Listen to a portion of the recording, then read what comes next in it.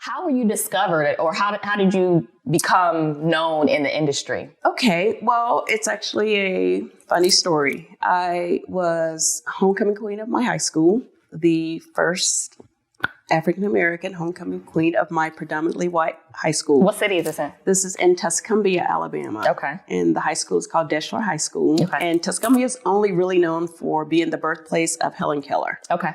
And now me, I get a little shy in here. So, Okay. so I was homecoming queen, which was amazing. That's a big deal. It really, well, at the time, when you're living it, it's like, okay, this is cool. But looking back, for me, that was when I think it was the first time I felt like, wow, if I can accomplish something like this, maybe bigger things are, out there for me. But anyway, going back to the modeling, because I was homecoming queen, there was a homecoming queen pageant. Okay. With all the homecoming queens in the South. Okay. So this was the first and only pageant that I've actually ever participated in. Okay. In any case, I was a part of this pageant. And I didn't have any talent really,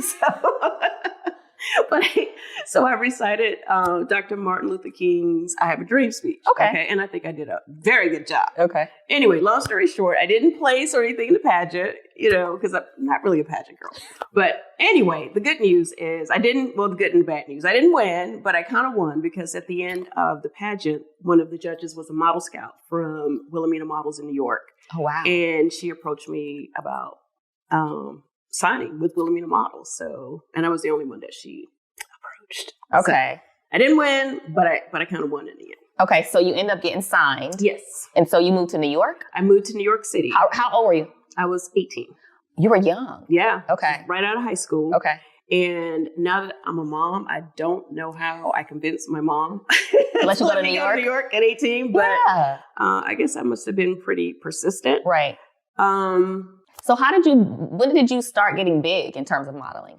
How long did it take? It took a minute. I want to say probably about 8 months. Okay. Because it was almost the time. That's not a long. It is, well, okay, I guess it's not long, but it took like a long time, okay? Because my mom was already like, if it don't work out, you got to come back home. How were you, who was paying for you to live, and how were you? I was.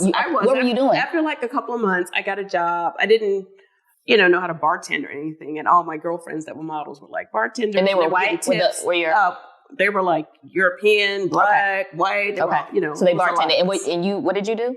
I was the co-check girl and the host because I didn't know how to bartend because I didn't really drink a lot. Right. I hadn't, I was a very good Southern, wholesome girl. Okay. You had roommates and stuff? I did. I actually lived in a model's apartment. Okay. And this is basically what it sounds like. A bunch of models that live together and split the rent. Okay. And it's so funny because when I first moved to New York, as soon as I got there, I was staying with, the only way my mom would let me go is if I stay with my booker. Okay. And she actually had a model's apartment.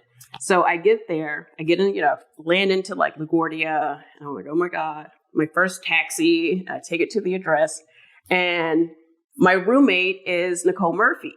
But she wasn't Nicole Murphy then. She was this like beautiful girl from California. And I remember opening up the door and I saw her and I was like, oh boy, I'm in trouble. Like she was the most beautiful She's gorgeous. creature that I'd ever seen in my life. But she was even prettier then. It was like crazy. I was like, what am I doing here? I don't look anything like this woman. But she was super sweet and she was only there for like 2 weeks. And then they shipped her off to Paris because she was like, runway was like her thing. Okay. And then I guess at some point she met Eddie, but you have to talk to her about it. Okay. But that was but you never saw Eddie Murphy when you were... No. He wasn't in the mix. All I can tell you is we were roommates for about 2 weeks. Okay. And then she moved to Paris. Okay. So I asked you when you started popping, basically, in modeling. Okay. So it jumped off when I actually got my first Essence cover. Oh, and so it only took 2. So it only took you 8 months to get an Essence cover? Yes, it was about 8 months, I think. Oh, let's just say a year. Almost a year. Yeah, it took you almost a year to get Essence cover. Yes, and it was pretty exciting because I remember going to the casting and it was like all these big models there. And of course I walk in and you have to understand, I had confidence, like, in Alabama, but I didn't have like model confidence. Okay. There's a difference in like, feeling like, okay, well, I'm a cute girl. Right. I got going on, whatever. than like walking into a room with a bunch of like supermodels and like walking in and owning a room. Like I didn't know how to own a room. Yes. Like I would just walk in and be like, oh God, hi everyone. Yeah. Is it okay if I sit here? And everyone else would walk in and be like, hi, my plane's leaving for Paris in 2 hours.